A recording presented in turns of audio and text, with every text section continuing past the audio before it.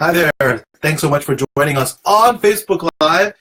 It's been a little while since I've been on Facebook Live, so I appreciate all of you coming on and sharing this time with us. And listen, I think that it's so important to be able to share some ideas and be collaborative together. I think it's really important. And one of my most passionate projects is the gut. Right, I'm an internist and gastroenterologist, so I love the gut. I thought, hey, listen, why don't we talk about the gut, right?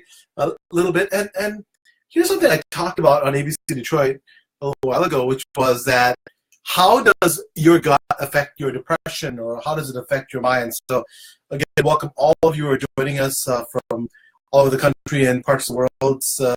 Really appreciate you spending a little time with us, and appreciate any questions that you have. Remember, if you have any questions, that's the whole wonderful part about Facebook Live. We love to engage with you and let you know some of the things that we've learned. So again, thank you, Jackie. Thank you, Dennis, Darcy, Rakesh, Andy, all of you. So I'm gonna get started. Just because here's the thing. I see so many of my patients. They ask me questions. They come to me for example, diseases that may have nothing to do with depression, but they also suffer from depression, and they always ask me, hey, is there a connection, right? Is there a connection between the health of my gut and the health of my mind? And the answer, unequivocally, is absolutely. And so, does your gut really affect how you feel? And science really shows that health and vitality starts in the same place for every person, and almost every condition, believe it or not, right? So what's going on in that little tummy of yours, right, is it could be affecting things like diabetes, things like high blood pressure, things like your mood and depression. And on the healthy gut, we know now from science, not just conjecture, not just people talking about it, that it can affect your energy. It can give you fatigue, autoimmune conditions. A lot of times people talk about, why is it seems like there's so many autoimmune conditions? I also will tell you that a lot of it can go back to your gut, right? And so go back to what is going on in your gut. People say, well, I've worked out, Dr. Nandi, I've worked out for a long time, and I'm eating supposedly the stuff I'm supposed to, but I'm having difficulty losing weight. Sometimes an unhealthy gut can do that. Muscles, right? Achy muscles, stiff joints can be related to your gut. And of course, digestive problems. Every single day I'm taking care of these folks with digestive problems, with small bowel overgrowth, with bacteria. So remember, the colon, lots and lots of trillions of bacteria, but the small bowel, if it overgrows in bacteria, could be a problem. All that food that you're eating, the bacteria chomp down and can give you fatigue and can give you all kinds of issues. So that's one of them. Could you have food allergies, food sensitivities? So many people that come to see me, they may not always have reactions that are obvious, but they can have very mild sensitivities, and over time that can lead to problems. And of course, leaky gut. There's lots and lots written about it, but here's the cool thing about it: the gut is one cell layer thick between poop and blood, right? So it's jammed in there, meaning that it's tight as can be. Make a little opening, guess what? A little bit of the stuff that's in your poop goes into your blood. And that is not a good thing, right? You can understand that. So on a microscopic level, that can really cause problems. People can have irritable bowel syndrome. People can have tummy aches, gut aches, and bloating, and unbelievable amounts of either diarrhea or even sometimes constipation. And until you have these problems, you don't realize how much of your life can be affected, right? So it's really important to understand that how important it is to have an intact gut, a gut that's resilient. Depression, we're going to talk about this. What is it that could be causing my depression, and could it be your gut? Listen, I don't think you should throw away your antidepressants. 100% do not. But can we then make a real choice in changing how we eat, what we do, and improve the integrity of our gut? And then that will lead to what? Lead to your improvement in depression. Perhaps you can take fewer medications. Perhaps you can eventually stop your medication. That's my hope. Sleep issues, chronic disease. the list is so long. People say, well, I can't sleep very well. Maybe because of the stuff that's in your gut. So again, hey, all you guys are joining me. Thank you so much. I appreciate it. And this is awesome, So Celeste, Amy Jo Middleton, a Ohio State Buckeye fan. We always love Ohio State Buckeye fans. For those of you who don't like Ohio State, I'm sorry. But I went to school there, so it's awesome. So love all the comments, love all your questions. If you have any questions, please let me know. Let me know. Carla is saying I'm feeling bloated due to stress, diabetes, getting nausea after eating. For this, Carla, I'd say this. When you're diabetic and you're getting nauseous after eating, it could be a number of reasons. Of course, we can talk about gut health, but also diabetes. If it's not well controlled, meaning that if your blood sugar is high and you have a condition called gastroparesis, that in English means that your stomach doesn't move very well. So you always want to make sure that your blood sugar is well controlled. And if you've had diabetes for a long time, there's a test called a gastric emptying scan that can really help you to find out, is your gut really moving fast, specifically your stomach. So I'll talk about the topic that we started talking about, which is depression. And so how can my gut cause depression? There's just many studies talking about the gut-brain, right? That brain connection. So understand that that the gut has a nervous system which is almost more complex than your central nervous system. I'll say it again. The gut has its entire nervous system, right? All these nerves and these neurons that really has its own little system. So, and it connects with your mind. So if you can understand that, when you have the gut not functioning well and you have transmitters that are connecting between your gut to your brain, that can really affect your mood. We now know that the gut actually has more, I'll say again, more neurotransmitters than your brain. So, meaning that the stuff that controls your mood, like serotonin, like dopamine and GABA, those neurotransmitters are produced in your gut. So if they're not functioning to an adequate level, meaning you're not getting the right level in your brain, can it absolutely cause depression? 100%. 100%. So you want to make sure, to me, that you're giving your gut all that it needs. So it's not just depression, right? Now we know there are independent cells that connect between the gut and other parts of your body. So remember, cells in your body are not in isolation. They're not in a vacuum. What that means is that they're not alone in the sense that I have the gut, I'm not talking to anybody else. They talk to each other. So when you are not giving yourself the proper nutrition, right, you're giving yourself a bunch of crap. And I tell my patients, you put crap in, you are going to get crap out. Crap in, crap out.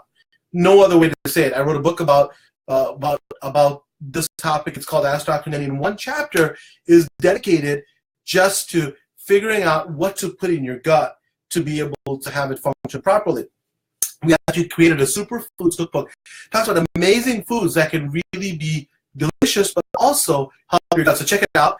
We'll put a link up here for you to be able to get the book. So the gut creates neurotransmitters, and it connects to the brain. The other part, which is really cool, is your gut microbiome. So what that means, again, in English, is that your gut actually has trillions of bacteria, right? So it's producing all these substances. If you get the wrong kind, it can affect many disease states. So obesity, diabetes, high blood pressure, heart disease, it goes on and on and on. It can also affect your mood. It can affect whether you're depressed, elated, whether you have anxiety, whether you don't. And so it's really important to know that the gut bacteria is super important. So if you can give foods that are really useful for you, so the foods, for example, probiotics that you can get naturally. So if you like yogurt, Greek yogurt, fermented foods, you can have sauerkraut, you can have kimchi.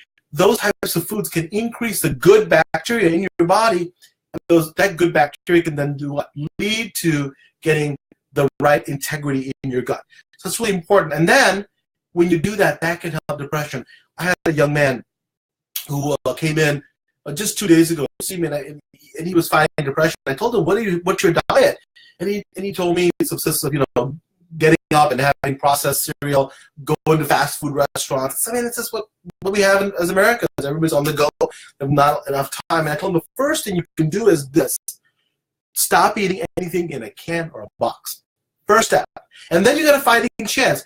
It doesn't mean that that's the only thing, right? But what it is the first step in able to give you the gut integrity. And I told him about the whole story about how the gut and the brain are really interconnected and how the stuff that you produce in your gut can really affect your brain. So let me just see how everybody's doing. Let's see.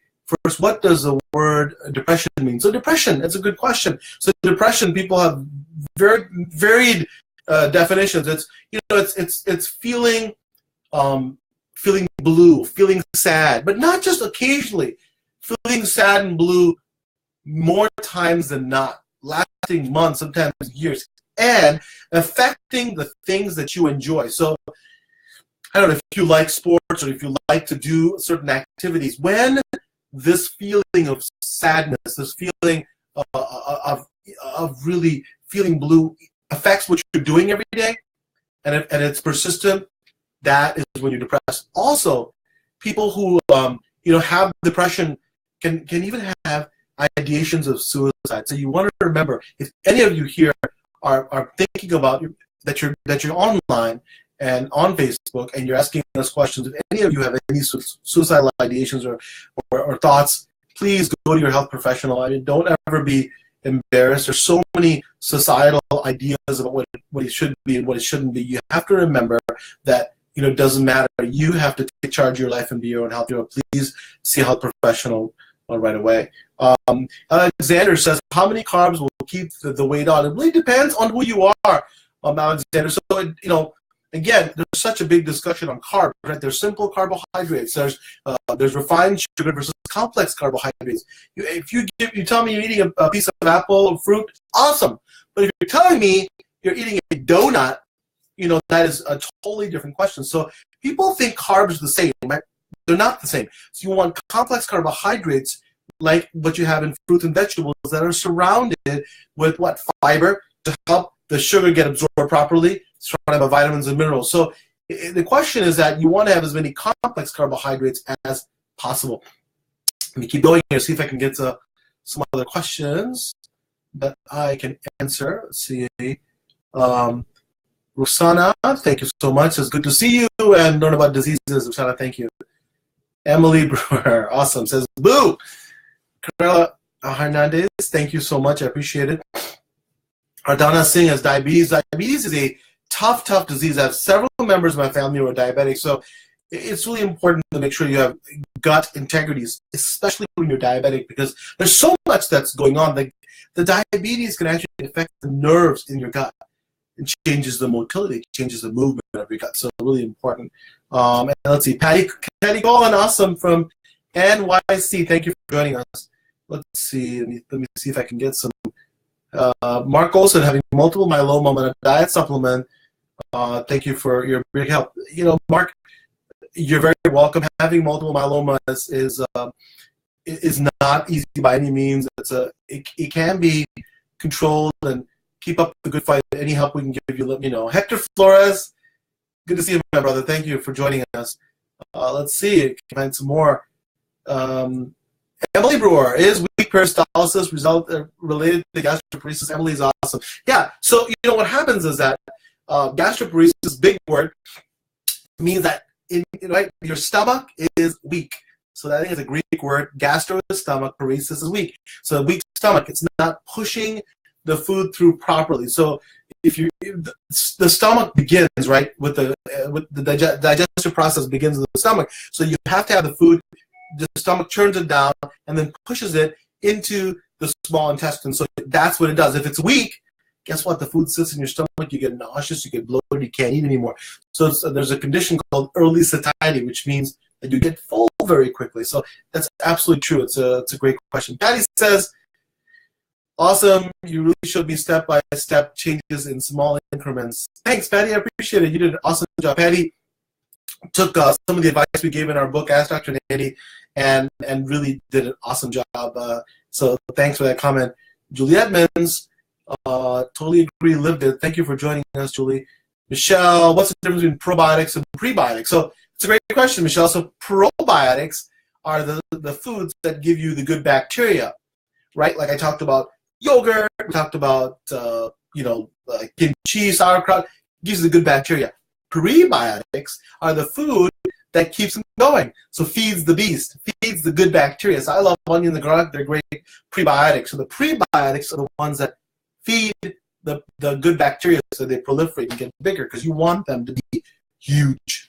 So Mary Agnes says, for me, depression is not sad. I'm frozen, unable to think clearly. Isolation, I have to watch for those signs. Sadness is almost a gift. I can spot that. Great comment. So, depression can be, many things to many people, right? So, and it can be that you have no desire to be able to wanting to do anything, right? So you feel like there's apathy, but one of the things is that the persistent feeling of sadness many people have, as well as a loss of interest that, that's characterized what we call major depression.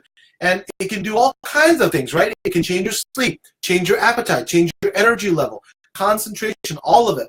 What happens is that your daily behavior, here's the key, your activities of daily living, so the stuff you do every day without thinking, right? Imagine if you didn't even want to get out of bed every day. That's an activity of daily living that's affected. And also it can affect your self-esteem. So but that's a great question, a great point. I appreciate that. 20 grams of carb for ketosis, according to Dr. Berg. Absolutely important, Alexander, to remember what type of carb you're talking about. Simple versus complex. Always remember that. Laksuman Rai, awesome. Curtis Pace from Dallas, thank you for joining us, sir. Wonderful to see you. Rachel Bolsover, I have IBS and esophagitis. I love the English spelling of esophagitis, so you must be. Tell us where you're from, Rachel. So IBS and esophagitis and a hiatal hernia, does this affect my depression? It may, but I would tell you, Rachel, that the gut integrity and the gut bacteria and the health of the gut may also affect your IBS or your irritable bowel syndrome. And that's the key, is that it may affect your irritable bowel syndrome. And then as a consequence, it can also affect your depression. But I would say the biggest thing I would talk about is how can we change your gut integrity to affect your irritable bowel syndrome? Because irritable bowel syndrome can be incapacitating. So people who don't have irritable bowel syndrome, it is when you have diarrhea or constipation associated with abdominal pain, and people who have irritable bowel syndrome, know where every bathroom is all over town. So, it's really, and you live and work and really get incapacitated by what happens with your bowel movements and the pain. So, very important question. Julie Bissell String says, I have SAD, so that's seasonal affective disorder. In the winter and fall, some days cannot get out of bed. So important to talk about this. And I think your gut and your gut integrity really helps. I would recommend, again, avoid processed foods, have foods that are whole, have foods if you can that are organic and non-GMO. Seasonal affective disorder is very similar to depression in the sense that you have these feelings of not having interest in anything, getting feelings of sadness, but they last, and they're affected by the season, right? So, for example, you can typically get it late fall, early winter, and last throughout the winter. And what I would say, Julie, one of the biggest things is change your environment, right? What you want to do is open up the blinds, bring in sunlight, bring in daylight. Force yourself to go out there to see, because so many of us are stuck in our rooms, right? So many of us are stuck in our in our own little world. So go out there and try to stay in that environment where you have daylight and activity. Exercise is huge. The other treatment is, which is really cool to me, is this. You can have a light box that's there, and the light box simulates sunlight. And what can happen is that do that within the first hour of awakening, and that really can help you. I think that would be super important for you to do. So I think all those things are great, and you can go to askdrnandi.com, and I'll tell you that you can get some information about seasonal affective disorder. I've spoken about it. I think it's a really underdiagnosed condition. So many of us really suffer from it, and so I really appreciate that question. Again, you guys have been wonderful. And I'd love to be able to answer all your questions. Please keep them coming, and we will try to answer them either on the next Facebook Live or offline. remember, the things that we consider, that are basic, like gut health, can really change your life, your mood, your heart disease, your diseases such as mental illness, and the whole gamut. It can affect your diseases such as obesity, diabetes. So I encourage you all to be able to understand how to affect your gut. Go and find the link for our Superfoods Cookbook. We'll put that up for you. The Superfoods Cookbook will give you a great variety of foods that you can take and the reason why you're eating those foods. And then I think that'll be a great first step. And you can go to our website, of course, askdrnandi.com. We have a plethora of information that'll give you ideas on how you can really affect your gut and keep it healthy and have a lot of integrity. Thank you so much for joining us today on a beautiful Friday, or maybe it's Saturday where you are. So I appreciate it.